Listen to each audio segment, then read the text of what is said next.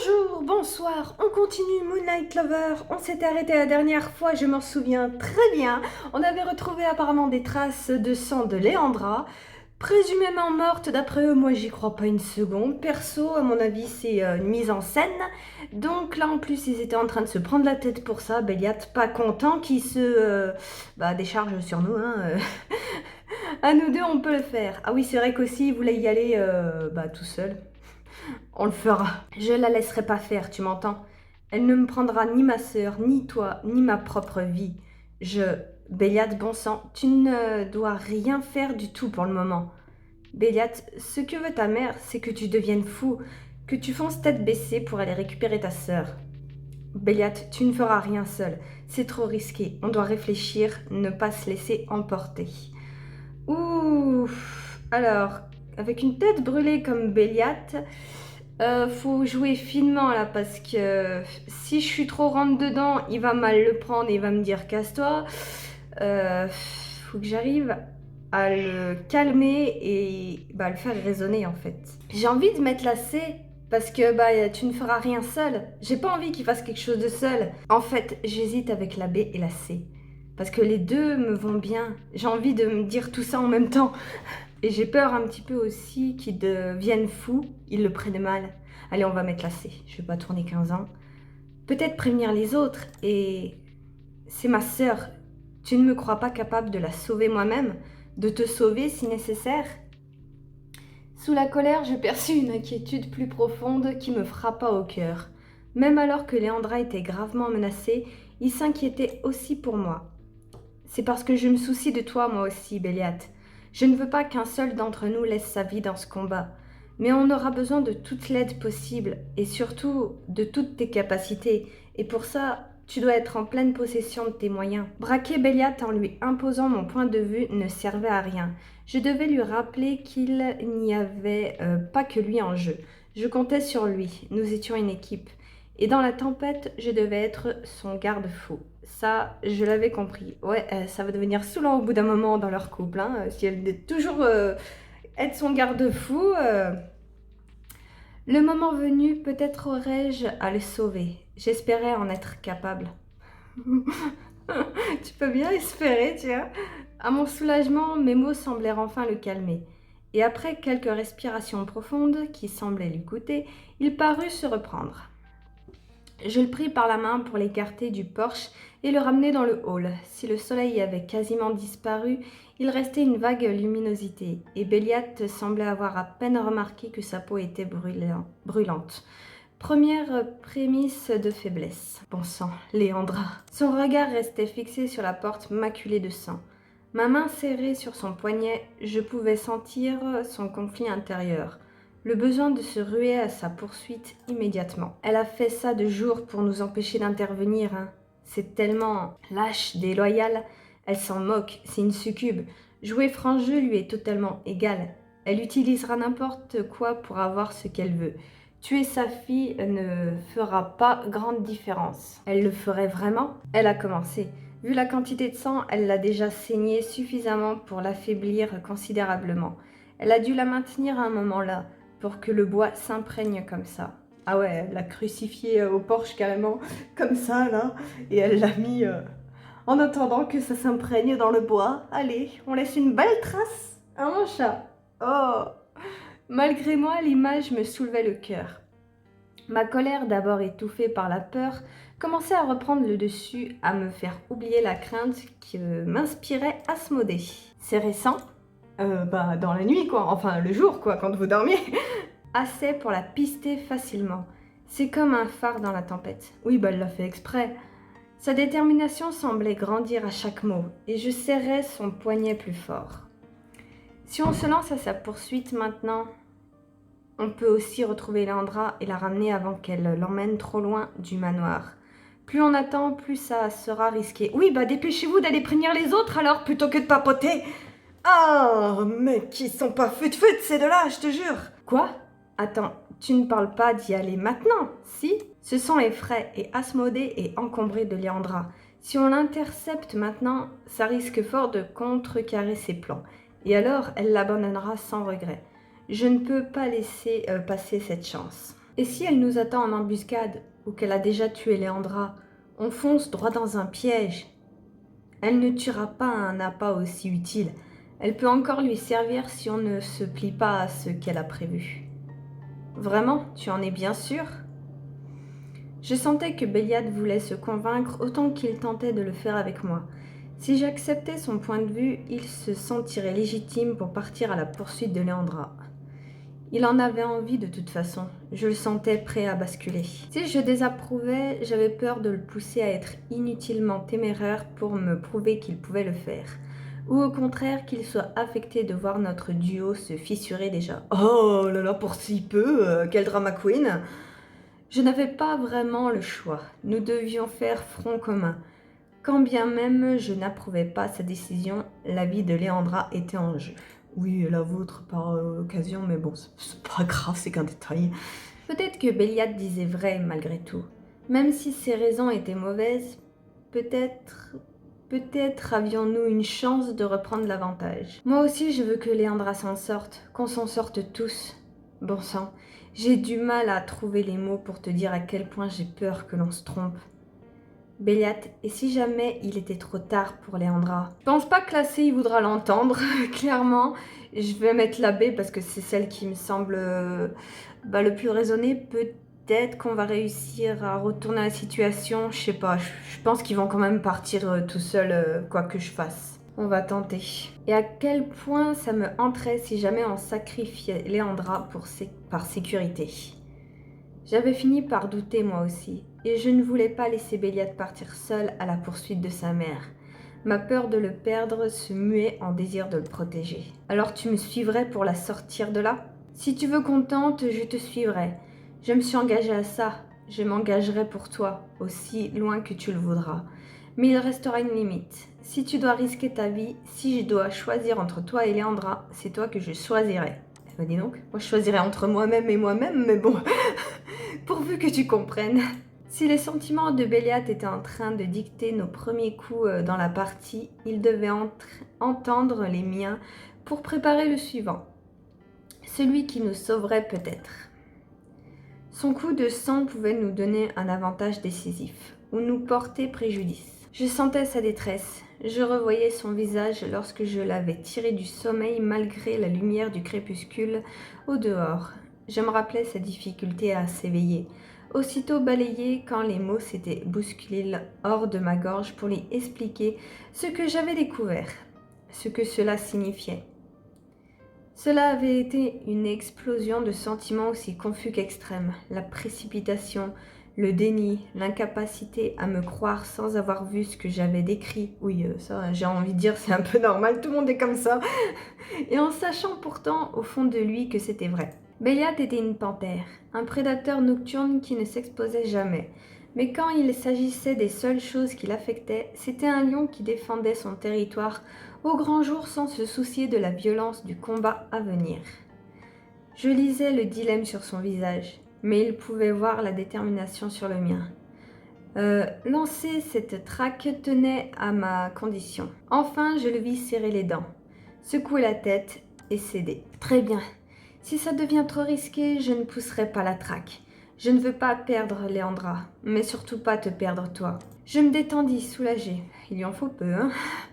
J'avais vraiment cru notre solidité ébranlée, mais j'avais tort. Nous étions capables de nous écouter et de nous comprendre, de nous ajuster à l'autre pour atteindre notre objectif. Est-ce qu'il n'y a que moi où on s'encarre un petit peu le fion là de leur solidité, de leur union et tout ça? Pourquoi elle met ça autant en avant? C'est pas le problème là. Je reprenais confiance. Tant que nous étions capables de ça, nous pourrions nous en sortir. Et peut-être vraiment vaincre Asmodée. Ne perdons pas plus de temps. Elle doit penser qu'on ne la traquera pas avant des heures. Allons-y. Ah, d'accord. Allons nous promener dans les bois. Promenons-nous dans les bois. Ou dans le marais. Heureusement que le soleil est enfin couché. Nous étions entrés dans la forêt avec une prudence extrême. La piste nous menait tout droit au cœur des broussailles. Du sang maculait les troncs, les feuilles, le sol. Nous ne parlions plus qu'à voix basse désormais, soucieux de rester discrets et de nous fondre dans la nuit. C'est étrange que la piste soit si facile à suivre, non? Non. Sandek. Pas vraiment, elle ne nous craint pas, elle veut qu'on la trouve, et elle veut nous faire douter de l'état de Léandra. Ma gorge se serra légèrement. Il y avait tant de sang que la question me revenait de temps en temps. Était-elle encore en vie? Peut-être pas, mais on doit savoir quoi qu'il arrive. Et Léandra est plus forte que tu le crois. Je relevai la tête, surprise. Voyant que je m'étais arrêtée, Béliat se retourna, les sourcils froncés. Quoi? Tu as entendu quelque chose? Comment tu as su ça? Su quoi? Que j'étais en train de penser au sort de Léandra. Comment tu l'as su? Mais de quoi tu parles? Tu l'as dit à voix haute. Difficile de le rater, non? Et puis tu sais, moi aussi je me pose la question. Mais il faut... Je ne l'ai pas dit à voix haute. Je l'ai seulement pensé. Un souvenir me revint brutalement, alors.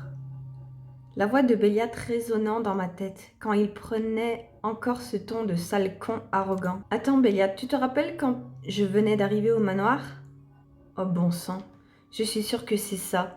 Et cette fois en plus, il ne s'est même pas imposé. C'est ça, il a vraiment entendu mes pensées.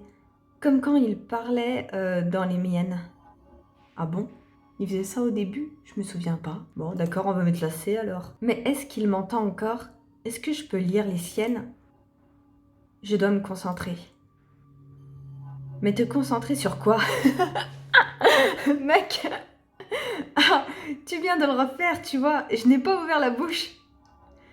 Une certaine excitation commençait à m'envahir. Si la première utilisation de Béliat de ce pouvoir avait été loin d'être glorieuse, il prenait la forme d'un sacré avantage désormais. Et qu'il eût semblé le faire par accident m'intriguait. La télépathie, ce n'est pas un pouvoir simple. Pour forcer un esprit, il faut une grande concentration et une foutue volonté. Je faisais le malin quand je te faisais galoper, mais c'était éreintant. Même si je trouvais que ça en valait la peine, je ne suis pas en train de t'accuser, Béliat. Je trouve ça génial en fait. On va pouvoir communiquer sans parler, non? Eh bien, en théorie, oui. Mais tu n'as rien dit à voix haute, tu es sûre? Certaine. Ça te perturbe à ce point? C'est qu'en soi, je n'ai pas eu à forcer ton esprit. Il était juste... Enfin... Pour pouvoir partager des pensées comme ça, il faut une sacrée intimité. Et puis, ça n'a pas l'air de te perturber tant que ça, toi non plus. Un sourire me monta aux lèvres. Je te fais confiance, ça n'a plus rien à voir avec la relation que nous avions quand je suis arrivée ici. Et toute arme est bonne à prendre pour nous donner un avantage. Alors ne te prends pas trop la tête. Mes paroles semblèrent lever ses hésitations. Et son habituel sourire conquérant revint. J'aimais qu'il tire tant de fierté et si peu de gêne de notre lien. Essayons alors. Je vais devoir te laisser m'écouter aussi. Ça devrait le faire. Repartons, on ne doit pas rester au même endroit trop longtemps. Je m'exécutais, ragaillardi. J'étais toujours aux abois, terriblement tendue. Mais je me sens un peu plus forte. Tant mieux ma belle, mais ne te relâche pas. Ton instinct est plus puissant que le mien. Tu sentiras Asmodée avant moi. Ça fonctionnait. Tu ne crois pas qu'elle risque de passer sous mon radar? Peut-être. Mais je ne pense pas qu'elle ait conscience de l'étendue de tes pouvoirs. Elle ne se donnera pas la peine de se cacher. Elle va s'écarter un peu. Pour être moins repérable, on reste en contact visuel. Vu? Bien reçu. À pas feutré, presque inaudible, nous nous glissâmes chacun d'un côté. Je réajustais la cape qui couvrait mes épaules. Et surtout, ma robe blanche trop voyante. Mais bien sûr, il fallait la garder. Hein. La nuit nous enveloppait, nous dissimulait. Je m'y sentais à l'aise.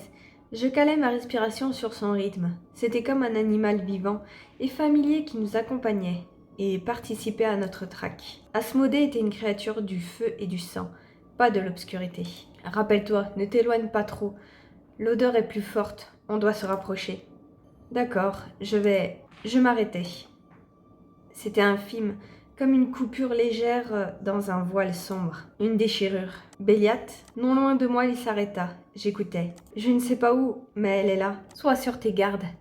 Soit nous nous rapprochons, soit elle a rebroussé chemin. On doit tâcher de garder... de garder. Je sentis le rugissement de Béliat avant de l'entendre. Ok, il a été interrompu, ça m'a perturbé. Quand il déchira les bois, je plaquai mes mains à ma bouche pour m'empêcher de faire de même et me faire repérer. Non, c'est pas vrai. Je n'entendais plus les pensées de Béliat. Ah, quick, Béliat, ça a été rapide à moi. Mais je distinguais deux silhouettes luttant corps à corps à travers les bois à seulement quelques mètres. C'était comme voir deux loups qui s'écharpaient furieusement. Et je sus aussitôt que je ne pouvais pas intervenir. Pas encore, et j'enrageais. Béliate, bon sang, ne la laisse pas faire. Au même instant, un feulement furieux résonna tout près. Je me tassai dans les branchages et vis Asmodée émerger des bois, des arbres, éclairé par la lune. Attends, du coup, c'est avec qui se bat Béliate? Me dis pas que c'est avec Léandra. Elle a retourné sa veste. Du sang ruisselait d'une blessure toute fraîche, ouverte dans son flanc. Mon petit chat s'est fait pousser des griffes, on dirait. Ouh, dites donc. Je suivis son regard, eus un coup au cœur. Béliate se tenait à quelques mètres d'elle, voûtée, une main crispée sur le côté, et l'autre serrée sur la dague que lui avait donnée Aaron. Ah oui, je l'avais oublié cette dague. Où est Léandra? Tu l'as tuée? Mais non, elle n'est pas morte, oh là là. Jolie dague. On te l'a offerte pour me mettre à mort, n'est-ce pas? Je ne t'imagine pas être assez malin pour te renseigner à ce point sur comment me vaincre. Réponds-moi, tu me ressembles tant, mon cœur. Ce que tu veux, tu le prends, et pour le reste, tu ne fais guère d'efforts. Heureusement que d'autres réfléchissent pour toi. Je m'en fous de ce que tu penses de moi. Dis-moi où est ma sœur, à sa juste place. Mais on peut faire un petit marché. Dis-moi où est ta chère friandise, et je te dirai où j'ai laissé Léandra. Qu'en dis-tu? Va crever, ne sois pas si vulgaire, et je ne t'ai pas élevé ainsi. Pourquoi t'acharner? Que tu me le dises ou non, je m'occuperai d'elle tôt ou tard. J'étais si tendue que ma mâchoire me faisait mal. Béliate gagnait du temps, je le savais, et j'essayais de trouver une faille, un moyen de l'aider. Je n'aurais droit qu'à un seul essai. J'étais certaine d'une chose, ce n'était pas la peine d'essayer de contrer Asmodée. Elle nous avait trouvés, c'était trop tard. Il fallait fuir et préparer la riposte. Béliate, bon sang, je dois te sortir de là. J'ai cru qu'elle allait dire te laisser ici. Mes pensées ont dépassé les siennes, pardon. C'est moi que tu veux de toute façon. À quoi est-ce qu'elle te servirait? Oh, alors tu as compris. Il t'aura fallu du temps. J'étais même certaine que tu tenterais de me tuer avant que je le fasse. Un véritable incube n'aurait pas perdu de temps, mais tu as toujours été trop tendre. Et tu as entraîné Léandra dans ta déplorable décadence. Son ton s'était soudain durci. Il n'avait plus cette note séductrice et caressante. Son dégoût était palpable. Je vais savourer cette ironie d'entendre parler de décadence de la part d'une haute succube. Et encore, attends de voir ce que je t'ai préparé, mon cœur. Béliate. Je n'avais plus beaucoup de temps. Je savais qu'Asmodée n'aimait pas bavarder trop longtemps. Elle allait bientôt repasser à l'attaque. Pourvu que Béliate... Qu'est-ce que tu fais encore là? Va-t'en! Elle n'aura aucune pitié. Même lui, il nous dit de nous casser. C'est bien pour ça qu'il est hors de question que je parte sans toi. Je t'ai accompagné, c'est pour qu'on reparte tous les deux. Et tu crois que je vais te laisser? On doit pouvoir s'enfuir tous les deux si on combine nos efforts. Je sais bien, mais hors de question que je te laisse là. Si je trouve Léandra, on pourrait peut-être... Ah, elle veut chercher Léandra. Ouais, mais Léandra, en fait, on sait pas où elle est. C'est risqué de la chercher. Je crois la baie, c'est mieux. Parce que les autres, voilà quoi. Allez, je ne risquerai pas ta peau pour sauver la mienne. Béliate continuait de parler avec Asmodée tout en communiquant avec moi. Et ce contrôle m'impressionnait, malgré ma peur croissante. Je ne pouvais pas le laisser avec elle. Non, je refuse de... Si tu refuses, c'est moi qui me jette sur elle. Et tu n'auras plus le choix. Si tu ne veux pas que je me mette en danger, mets-toi en sécurité. Quoi? Mais tu délires. On a dit que c'était ensemble ou rien. Comment est-ce que tu peux me jeter un chantage pareil au visage? Oh là là, mon Dieu, il veut te sauver la vie. Mais quel goujat! Oh, c'est tout Béliate, hein? Parce que maintenant, moi, sans toi, ça ne vaut rien. Je ne veux pas continuer s'il t'arrive quelque chose. Je deviendrai inconscient, dangereux. Et je sais que ce n'est pas comme ça que tu voudrais me voir. J'en devins muette. Quelque chose se noua dans ma gorge. C'était douloureux, écrasant. Peut-être par déni, peut-être naïvement, je n'avais jamais pensé à un après qui ne serait pas positif, où nous ne serions pas ensemble. Mais si après cette bataille, il n'y avait plus que moi, ça serait ballot. Qu'est-ce qui se passe quand on perd ce qui est désormais la moitié de sa vie et presque tout ce qui compte au quotidien? Je t'entends. Pardon si tu ne le voulais pas, mais j'y ai pensé. Non, j'y pense tout le temps. Fais-moi cette faveur. Je t'aime, je veux te voir vivante. Sors d'ici. J'écoutais à peine Asmodée, mais il me semblait que son ton devenait plus agressif.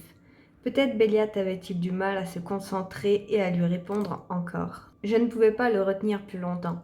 Malgré mon désir de le sauver, tout ce que je risquais de faire, c'était le mettre encore plus en danger. Je devais partir. Tout ça pour ça. Mon Dieu, quelle surprise! Béliat, si tu n'es pas en vie quand je reviendrai avec la cavalerie, j'irai moi-même te chercher, c'est clair? Un rire mental.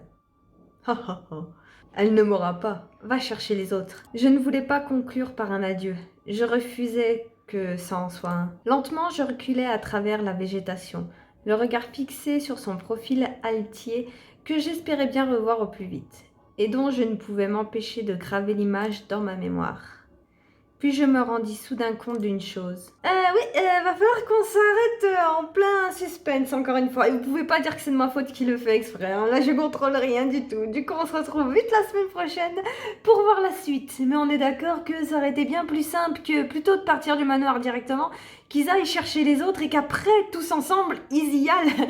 Ça aurait été clairement plus rapide, mais bon. À la semaine prochaine.